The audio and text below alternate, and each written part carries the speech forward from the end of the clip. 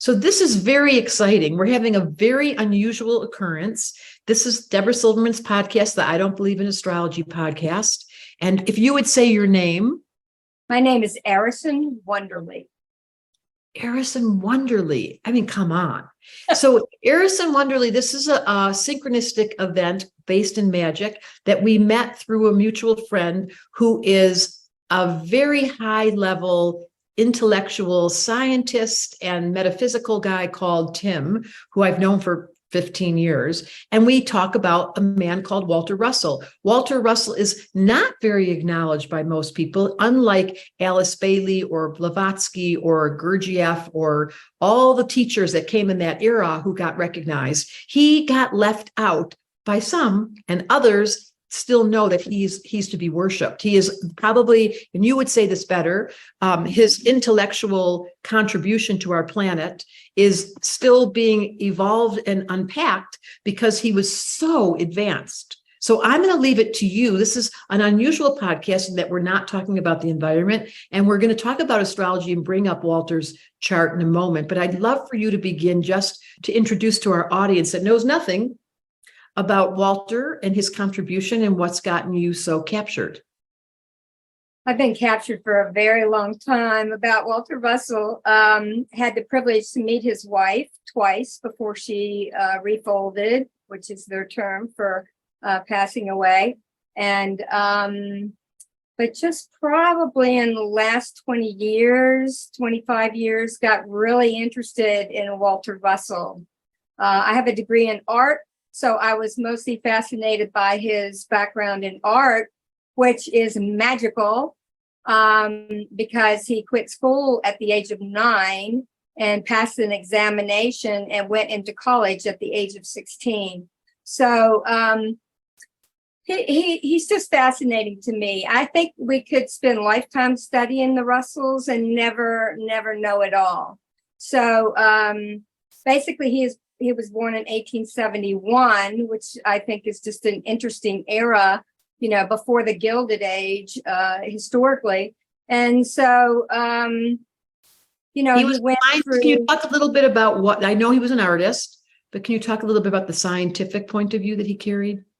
A little bit, not quite my forte. However, in 1921, he went through a 39-day, 39-night illumination, which he felt he received all of his scientific knowledge, not all of it, but the beginnings of it. And so basically, that was a very strange episode for him. Doctors got called in. He was completely probably out of body, certainly in an alternate reality for sure. And drawing charts here, there, everywhere, and just basically was in an altered state for 39 days and 39 nights. So did not have, I don't think, a lot of knowledge, although he had studied some biologically for one of his first children's book. However, he felt like he received it from the creator, higher power, whatever you want to call it. And so basically began to try to convince the known scientist in New York City that he knew what he knew without credentials. So let me just share with you his chart as presented to me from, it's an interesting resource that I got this from. Hold on a minute, because it was through an intuition. This is his birth chart. Obviously, this is his birth date, as you described, May 19th, 1871. And then we used an intuitor to help us describe what his chart was about. He has this triple Taurus. Sun was in Taurus, the moon was in Taurus at the exact same degree, and his rising sign is Taurus. And then Mercury, the planet of the intellect, is sitting on his soul. And Pluto, the planet of power, was sitting on his soul. So Mercury and Pluto, his mind and power of the soul, which is the source through channeling. The soul is simply limitless. It doesn't have the same boundaries as the mind and the human does. The soul has the transcendent access. And so he did not only have this remarkable brain that you have to just pick up one book, you guys just Google his name and start reading. But the sun and moon being in Taurus and the rising, he embodied it through his hands. through his art form. So it wasn't just that he was awakened by those 39 days of being in a sleep state or a death state and had this invitation from the other side, but his hands, this is the definition, triple Taurus, of someone that, as you are, the artist who has to embody, to take the vision into the form. Taurus rules the most primary earth. It rules rocks and stones and manifestation and clay. And he was known for his ability to use his hands to make his art. And he had Saturn in Capricorn to support that, and Mars in Virgo. So look at all the earth. 1, 2, 3, 4, 5, 6, plus the ascendant in earth. So he brought down to earth this magical, mystical world that he lived in. Would that be an astute way to put that? I think it's extremely astute. He started out in the two-dimensional arts, and that medium from 1894 is as far back as I've seen. However, we do feel and believe, I think there are a couple pieces of works in the Russell Museum that date back to when he was 13. So it would have been prior to him, going into college. And so basically from my study, I've been able to see how everything was divided up with his artwork until 1921. And then after 1921, in the 30s, he started exploring the sculpture. And then that was a whole new medium for him to tackle. So what's interesting was his Saturn return when he turned 29, which would have been 2011, 1871 plus 30. He would have been 29 in 1900. Right. So do you know what happened in those years, 1899, 1900? Historically, creatively, he was basically, creating his livelihood in New York City, mostly with magazine and book illustrations, until about 1901 was when his first children's book came out. He became the most famous portrait painter of children in America. So there you have Saturn return at the age of 30, at his turning point, the entrance into his public recognition. And this was the time when he was found to be world renowned. Then it happened again. I'm so curious because I was talking to Tim about this at 60 years old, which would have been, so let's do that. Who's got the math? 1871 plus 60, 1930. He was about 40 in 1921. When he had his illumination. So when he was 60, it would have been about 1940. I think it was 1931. Oh, okay. 30, yeah, to be 60? Not to be 60. If you add 6. No, yeah, it was 19. We're not doing great math here, but you're right. You're right. Because and I understood he was 30 when he hit 1900. That's right. So at 30 was the entrance of a Saturn return. In 1931 was when he had, and I understood from what Tim said, it was another awakening, another period of his, he had death as his doorway, Pluto sitting on his ascendant. He used death as the way to get connected. It sounds so funny, but it's so Pluto. It's so his chart. Well, he actually died and came back when he was 14. Right, that's the first Saturn cycle. So that's 14, every 7 years in astrology. Yes. So 7 years old, you said a major motion, 14 years old. Yes. Then, so these are the markers in astrology, yes. And it's all relevant to his chart. And yes. It just validates that there is these particular cycles where the invitation is put in place by the stars to awaken us. And this was Walter Russell, because I'm going to show his chart again, because of this particular placement that he had. Let me fix this once more. He has this very pronounced Pluto, which is the planet of death. In the tarot deck, it's the planet of death. It's the card that lets us relinquish the form in order to access spirit. And it's because of his gift of being so formed. He was so grounded, he really couldn't let go of the form, although he had access. This is Neptune in the 12th house. He had access to other worlds. Yes. And he would download those and then give wisdom. So if you look up Walter Russell, what you find is a being, because there's now a university. Can we talk about that? Can you share with us a little bit about how the university works? I can. The origin of the university was initially the Walter Russell Foundation, which was created in actually 1948 when they moved to Swananoa, which is right out my back door. And it got shifted into the University of Science and Philosophy in 1949. And so it was birthed at that time. He had a vision even before he met Leo. We have since found a prospectus that a lot of us at the museum are studying right now. That was the blueprint for the University of Science and Philosophy as far back as 1936 or 7. And So he was seeing it before it even got here. Yeah, I think he was seeing it, feeling it, wanted it, tried to get investors, was looking at Swananoa for it way back before he met Lao Russell, who was Daisy Stebbing at that time when he met her. And so that basically evolved until they became married, and they were looking all over the United States. They went to all the major like mountaintops, because she had had a vision in her 3-day illumination, which was in 1946, right before she met Walter. And she had had a 3-day illumination that she felt like Christ was at her shoulder. She was on a mountaintop. And when she came to Swananoa, that was what she saw. And she said, this is it.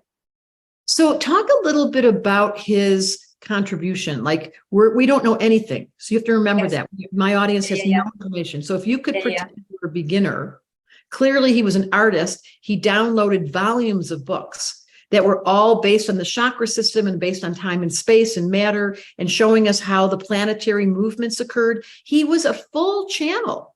Can you add to that? Yes, he was. He was considered a master of all the 5 fine arts, all of them. And so he was, you know, even in his life, he was compared to Leonardo da Vinci. And so in so many ways, I feel like he is our Da Vinci and nobody knows about him. Exactly. So, yeah, that's part of my life purpose, is to put him on the map.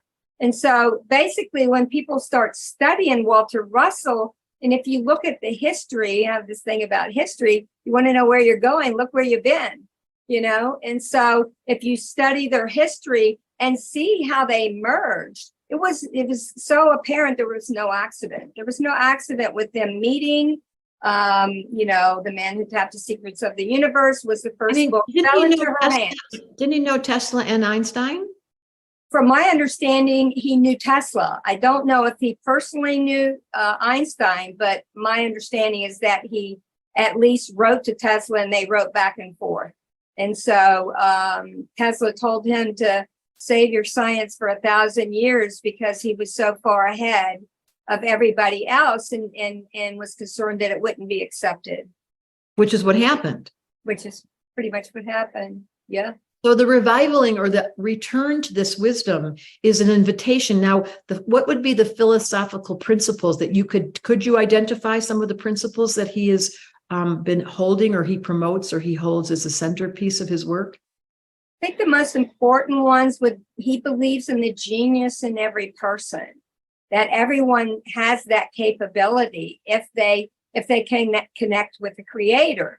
And so, you know, I've thought a lot about that because of my education degree, because, you know, all the schools are about separation of church and state. And Walter's saying the exact opposite. If you want to really create and connect with your genius, you are going to connect with the creator. And so he believed that has to come first. And so that was part of the essence. So Mercury conjunct Pluto in Taurus on the ascendant, that he said, I'll have my own personal relationship that will be transmutation through death, the mind being quieted, entering into an altered state, and then tracking a breath. Only a Taurus could bring back that wisdom from having died. And how many times was he dead? I think it was like he had a near-death experience more than once. I don't know if he had a near-death experience more than once. The one that's really written about is basically when he was 14, but it wasn't near death. He died, was declared dead by 2 doctors, and he will describe what he went through in that particular time and how he made the decision to come back. Now it's written that he still had to acclimate and bring his body back for 6 more months after that because it was diphtheria. And he was so far gone, And what about the 39 days? He was in an altered state. I don't think he died and came back. He was in an altered state. And his wife at that time brought in a doctor or two and said, is he okay? I believe he would have been living at the Hotel des Artistes, which he helped design in New York City in 1921. They were living there, his 2 daughters that he had with his first wife, his wife. And it was a studio cooperative that he helped create. So my question is the philosophy of when I think of Walter Russell, the little I know of looking at his books, which remind me a lot of Alice Bailey, there is a language that's unique to him. And you have to cipher through and really unpack the language structure that he uses, which is very sophisticated and really invites the higher mind to be operative. And that is Mercury conjunct Pluto. That is the mental body being connected to the planet of power so that he used the mind not to be on the lower end, but to take it up and open. And this is the invitation for all of us, is what astrology does is it gives us a language to talk about it, because otherwise it's left to those that can do it. He's inviting all of us. We're like, we can't do that, but yes, you can. Once you figure out the doorway through your own chart of where is your superpower. That's what I do for a living. I give people permission to be Walter Russell, not really. You get the point. I love it. Okay, so anything else that you want to? I'm hungry to understand more about Walter. I think he developed his philosophy so early. I mean, he was connecting with nature. He always said that if you connect with nature, that will Triple connect Taurus. with God. So I'm a Taurus, so I'm Earth. I'm very into that. So actually, I think that was my first occasion to really, connect with God. And so when I heard that and read that about him, I was very, very attracted to it for sure. And then when Daisy Stebbing and he met, they would talk about the Tao Te Ching, and which is very Earth kind of oriented. What's it called? The Tao Te Ching. The Tao Te Ching. The Tao. The Tao. And Ching. The Tao Te Ching. I've never heard that term. Is that 2 different words? The Tao and the I Ching? It's I think it's pronounced that, but basically, it's studying the Tao, which I believe came from Lao Tzu, and that's how Walter, he felt she was the reincarnation of Lao Tzu. That's how she became Lao Russell, but she pronounced it Lao, but it's Lao. Wow. Well, it makes sense because Buddha was a Taurus. So it's interesting that say that again. So you were a Taurus. Tell us all the things that you had about his birth date. Well, he was born on May 19th. My father was born on May 19th. There's a gentleman at the museum right now that was born on May 19th. I was born 2 days before. And he died on his Russell passed away on his birthday. I love that story. Triple Taurus, the ability to bring to form through the voice of God, through nature, through your hands, through the embodiment, not the theory. And yet, oh my God, can I just tell you about the theory? Yeah. So do you, when you read his books, because they're this thick, does it stick? Can you retain it? Do you feel like it's integrated in your life? I can't say I've read all the books all the way through, but I know what you're talking about when he's channeling and being able to understand that. The Divine Iliad, he's basically channeling the creator. And of course, the Universal One, which was a lot of his science, and that was hard to understand. So that is why when he came out with the Universal One, years later, he came out with The Secret of Light, because it was going to be more easily understood, than the Universal One. So I can't say that I understand it all, but I understand the essence of it. And are you saying it is very hard to read? Are you saying the name of the book is The Universal One? The Universal One was the first book that he wrote after his 39 days and 39 night illumination. And I know he spoke a lot about balance, and he talked about sexuality and the embodiment of the human. It's so triple Taurus. They're not going to come to this planet and not do the yum yum. I love that. And they're not going to come to this planet and not embody or manifest in physical form the results of their effort. It's not going to just be a theory. Right. Which is interesting, because if he was compared with Leonardo only completed 15 paintings. What the heck was going on in his chart? Of course, the most famous one is the Mona Lisa. But, if you look at the vast effort of Walter Russell, we'll never find it all. I'm finding things from my new book. I have found maybe about 80 that the world doesn't know existed. So basically, constantly creating. So expansive. It just. So basically, this is a invitation for both of our audiences, certainly for your audience, to consider the astrology validating Walter Russell. And for our audience, it's more the conversation about what is the nature of the process by which the mind can take the higher level and become a vessel, a vehicle, an instrument, as an artist, as a writer. And everyone longs to be connected to God. That is essentially, from my point of view, so the astrologer, our job is to be the intercessor between the heaven and the earth. That's why we come to this place. But if we don't have the open-mindedness that Walter displayed, the ability to transcend this limited consciousness that so many people get so stuck in the mundane, he was not stuck in the mundane. He was not, as a local historian, to me, it's like there are certain books to start with, to me, and all of these can be ordered from philosophy.org, at the museum, the University of Science and Philosophy. And, I have to say, my book basically holds it all together. If you want an introduction to the Russells, pictorially and historically written, then that will give you the best introduction. And then you can go from there and read the other biographies on Walter Russell, the Lao Russell biography. If you look at that, then you're going to realize how they merged, what their thought forms were before they met, and how identical it almost was, and why they came together. And their story about how they got here is a whole nother story unto itself.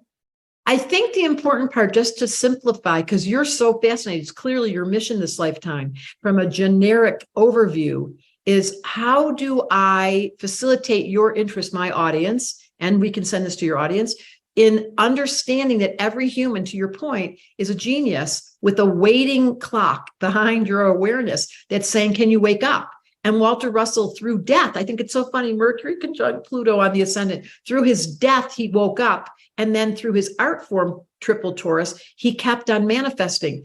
I would like to invite all of us to think, what will our legacy be? Like, what am I doing to connect to God? How do I facilitate the channeling, the open-mindedness, the surrendering of my left brain? Well, there's a good question. And by inspiration, we read these great ones of Da Vinci or Walter Russell or Alice Bailey, because we go, wait, if they can do it, maybe I can do it. Exactly. I think that is the answer to such a basic question about why are we here, and that we're all searching. And, I certainly had my own basis of connecting with God, before I met Lao Russell and ran across, this legacy. But, it's so important to me for, like Christ said, what you can do, what I can do, you can do also. And so basically that's what Walter was saying. Everyone can do this. Just connect with Creator, and basically you will discover your own genius in being able to bring that forward. So I think it's being able to share this message. And there are many, many messages that they had. And this is in all of their books they wrote together. It's in his books before he met her, that we basically can connect with Creator and find our life purpose, why we're here, for sure. The most important question that every astrologer studies from the moment you pick up the books, you look up to say, what's it all about, Alfie? I Well, love this that. is lovely. This was a spontaneous entrance to invite my audience to consider Walter Russell and your audience to consider astrology as the keyhole to understanding our purpose. Was there anything else that you wanted to cover? Yes, I want to be able to share that there is a discount. Hold on. For all the books at the museum right now, and it's like a 30% off. And So Taurus. Yes. Yeah, I'm trying to discount, find yes. it right here, right now. Coupon code is BIO30. And if you use that, you get 30% off the biographies on 2 of them on Walter Russell, Remembered for Love about Lao Russell, and my book. So basically, I think that's going to be a beginning and an introduction for everyone to try to start understanding what he was about, what they were about, and what they brought to the world on a global scale. So beautiful. Thank you so much for your time. I've been waiting for Walter to show up. I mean, I knew, having lived across the street from a true student and maybe even a teacher, I would say that Tim is one of the best teachers I've met of Walter, that there is the opportunity for us to consider, am I living a life of spirit, and am I actively choosing to let my higher mind operate? And that's what astrology is, the opening of the door. So thank you. It is, for sure. Thank you.